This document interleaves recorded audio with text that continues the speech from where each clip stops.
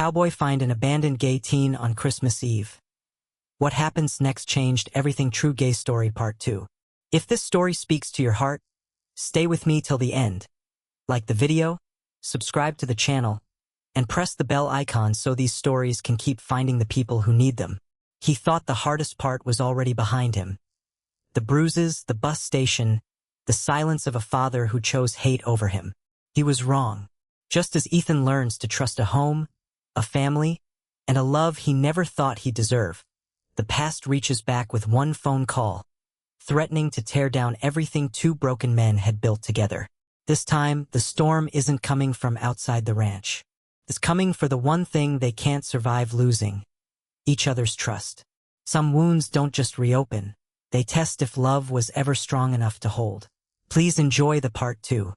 The ring on Ethan's finger caught the porch light every time he moved his hand, and for the first 2 weeks after the proposal, I swear he found reasons to move his hand a lot. Reaching for coffee mugs, brushing hair out of his eyes, waving at Marcus across the arena. Small, unnecessary gestures, just to watch the silver band flash. I never told him I noticed. I just loved him quietly for it. We didn't set a date right away. There was too much happening. The fall session of the program had doubled in size, word had spread through 2 counties and then, somehow, 2 states, and Jamie was fielding emails from families as far as Nebraska asking if their kid could come for a weekend. Ethan was carrying 15 credit hours and still up before dawn for barn chores. I was stretching myself thin, trying to keep the ranch solvent while half our pasture had turned into a nonprofit. It was good. It was full. It was ours. Which is maybe why I should have known something would come to test it. It was Jamie who took the call, on a gray Tuesday in November, and Jamie who came to find me in the tack room with a look on her face I didn't like. "There's a man on the phone," she said carefully. "His name is Robert Cole. Says he's Ethan's father." The bridle I was holding suddenly weighed 40 pounds. "Did he say what he wanted?"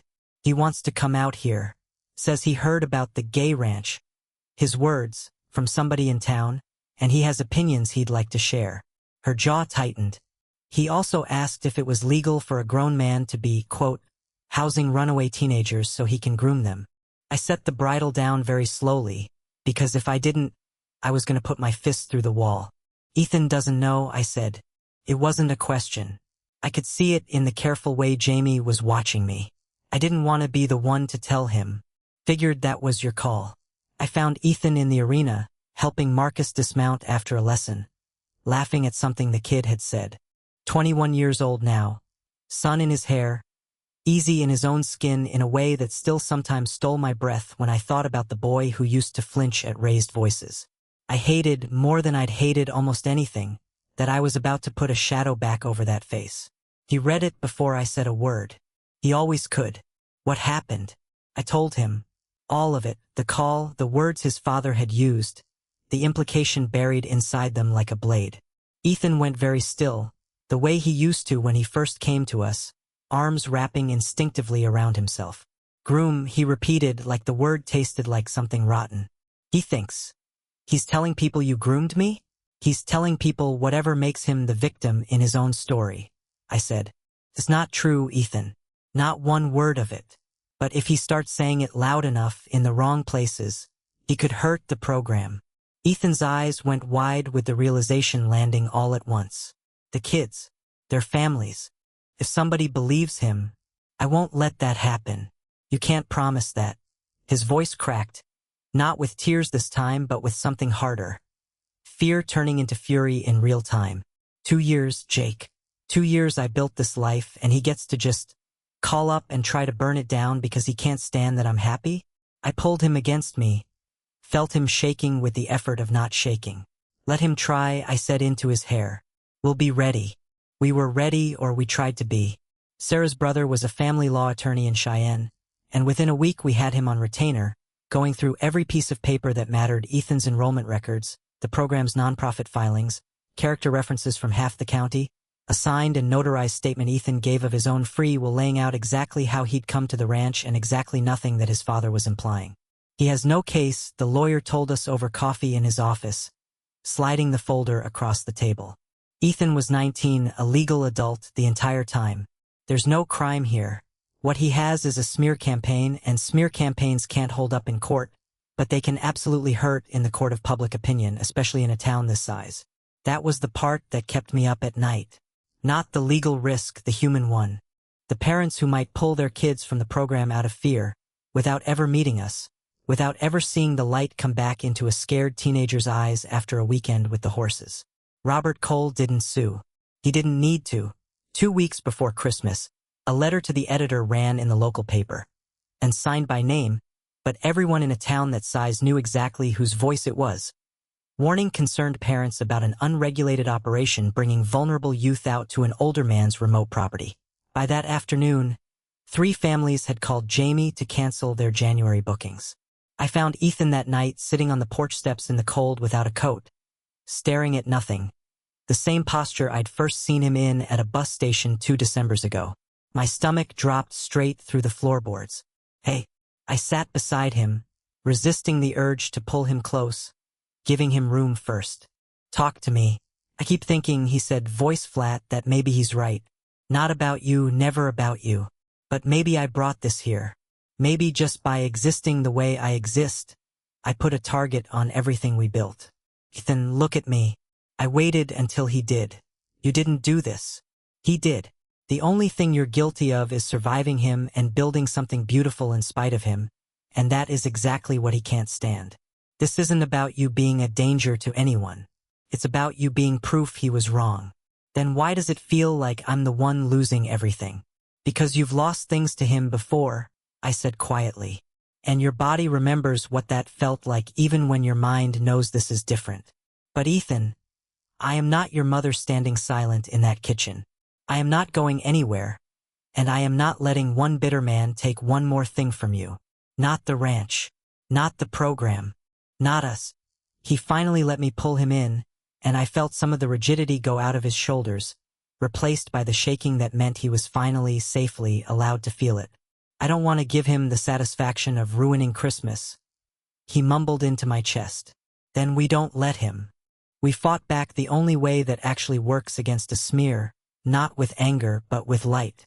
Sarah organized an open house at the ranch the following weekend, invited half the county, invited the local paper too, and stood in our kitchen daring anyone to say a word against us to her face. Linda drove up from 3 states away without being asked, stood beside her son in front of a room full of neighbors, and told anyone who'd listen exactly what kind of home Ethan had found here, and exactly how much she regretted almost losing him to a version of family that couldn't hold both truth and love in the same house. Marcus's mother stood up unprompted, tears in her eyes, and told the room what 6 months on this ranch had done for a boy who used to lock himself in his room and refused to eat. By the time the punch bowl was empty, 2 of the 3 canceled families had rebooked, and the newspaper ran a second piece. This one signed, this one glowing, this one with a photograph of Ethan grinning atop Rosie with a line of kids following behind him like ducklings. Robert Cole didn't call again. Whatever he'd hoped to burn down, he'd instead lit up brighter than before. Christmas Eve, we went back to the bus station. Same as the year before, coffee and sandwiches and open eyes for any kid sitting too still on a bench with nowhere else to go. We didn't find anyone that night. Some years you don't. But we left the porch light metaphorically on all the same, the way you do when you've decided your door stays open on principle, whether or not anyone walks through it that particular night.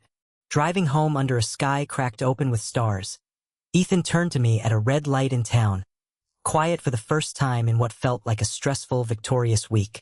I want to set a date, he said. Yeah, June. Out by the arena under the big cottonwood. I want Marcus to walk down first with the ring pillow, even though he'll pretend it's beneath him. I want Jamie officiating because she's ordained online and will absolutely never let either of us live it down. I want, his voice caught, I want the whole world to see exactly what your father couldn't ruin. I reached over and laced my fingers through his ring, catching the dashboard lights. June, I agreed. Let's give them a wedding, Cowboy. He laughed, that same bright, unguarded laugh that had first cracked something open in me 2 Decembers ago in a barn doorway.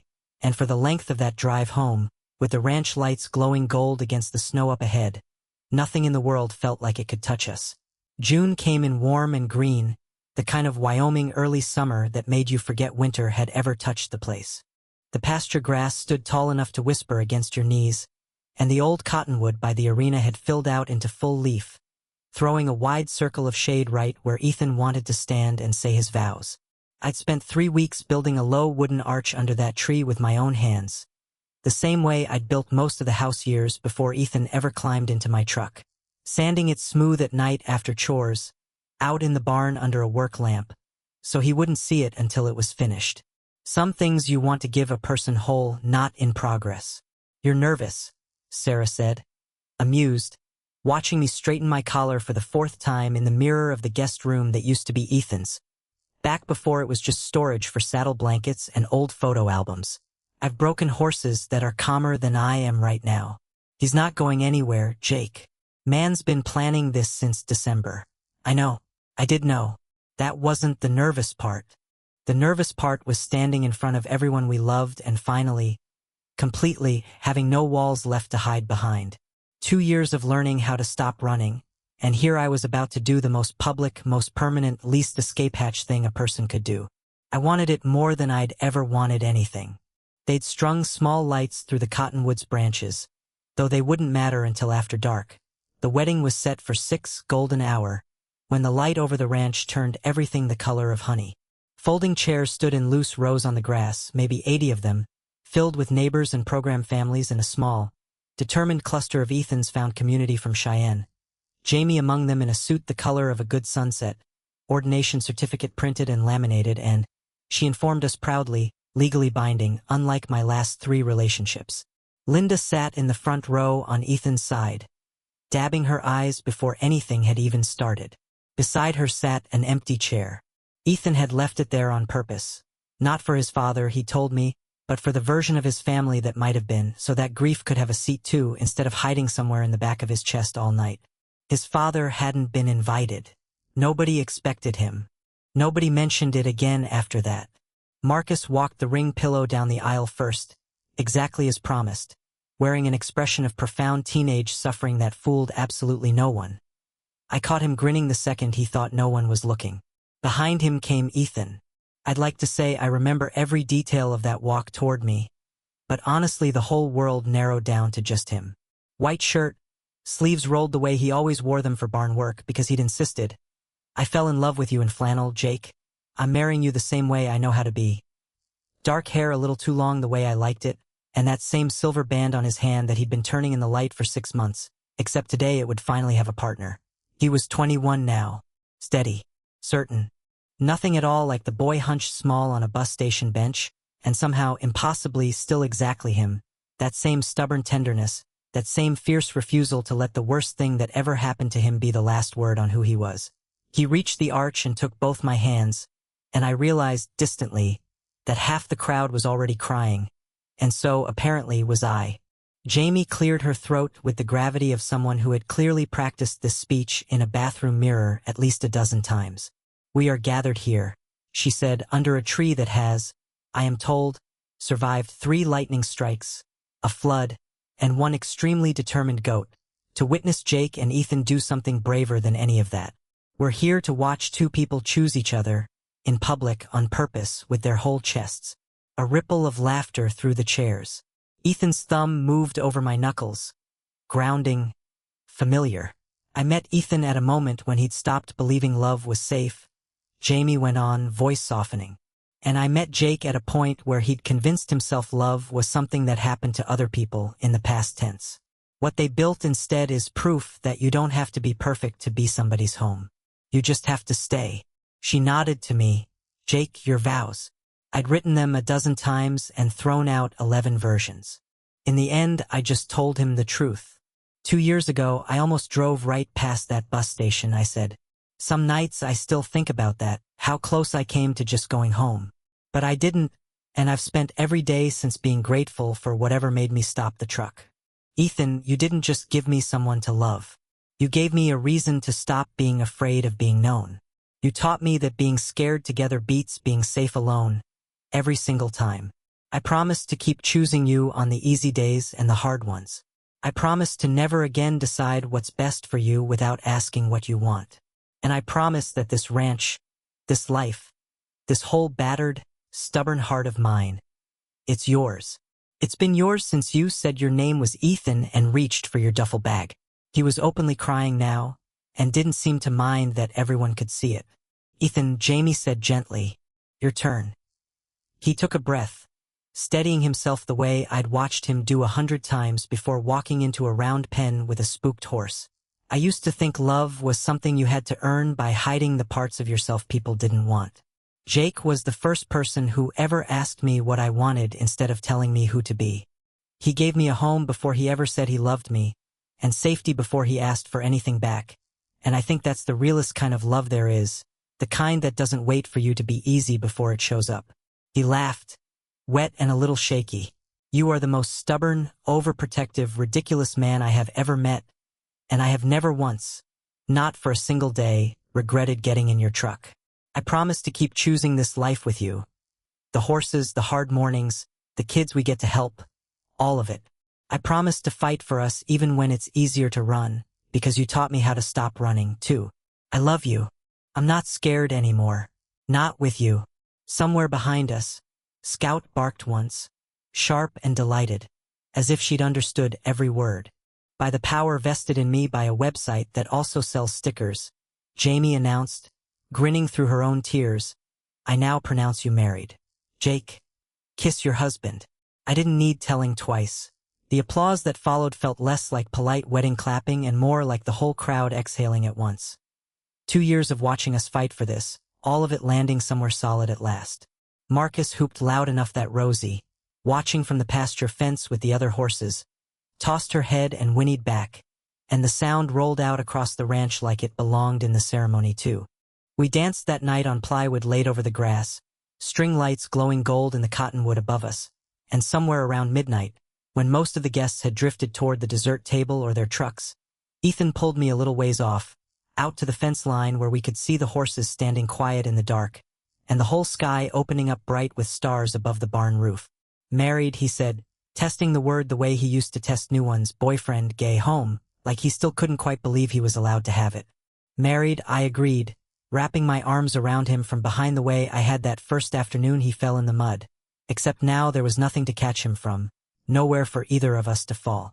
Regretting it yet? Ask me in 50 years. 50 years, I repeated, liking the shape of it. That a promise, Mr. Armstrong. He turned in my arms, ring catching starlight, that same smile on his face that had undone me from the very first night, brighter now, easier, entirely his own. That's a promise, husband. I kissed him under a sky full of stars, same as we always had, except this time there was no more waiting, no more fear, no more careful distance measured out in fence posts and unspoken feelings. Just two men who'd found each other broken and built something whole, standing on land they'd made a home, with a family around them they'd chosen as much as been given. Somewhere out past the barn, a coyote called, far off and lonesome, and one of the horses answered with a low, contented nicker, and the ranch settled into the kind of quiet that only comes after everything that needed saying has finally been said. The end for now.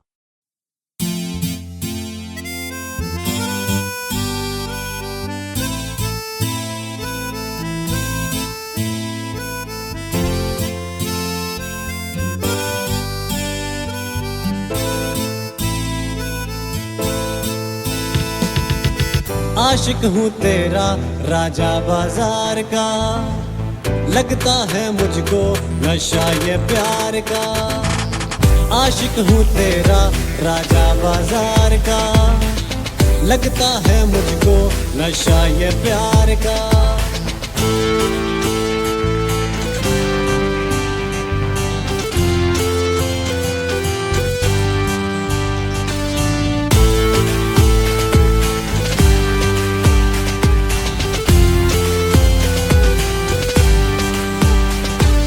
मुस्कुरा के बात करती हो, आदतें खराब करती हो,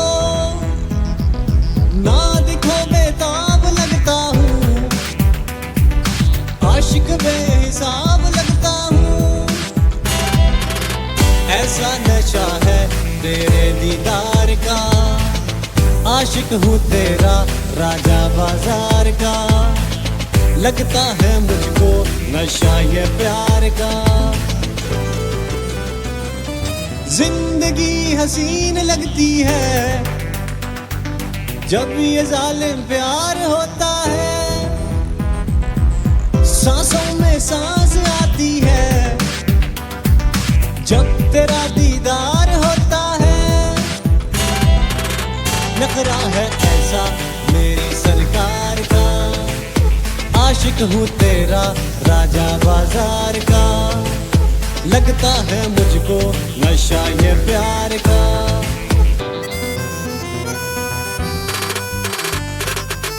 नखरा इसका टॉप पर आती है टिकटॉक पर, नैनो से है नैन मिलाती, लड़कों के है दिल जलाती। पिंडी में है चर्चा इसका, मीरा जितना खर्चा इसका। मैंने बोला इसको मेट्रो में बिठाऊंगा, कैपिटल ले जाऊंगा, F7 भी घुमाऊंगा, मोनाल भी दिखाऊंगा, सेंटोरस भी ले जाऊंगा। आशिक हूँ तेरा राजा बाजार का, लगता है मुझको नशा ये प्यार का।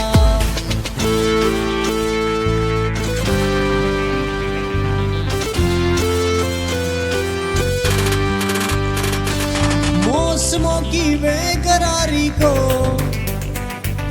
आजमा के जान जाओगी। हिज्र की आजमाइश में एक दिन पहचान जाओगी।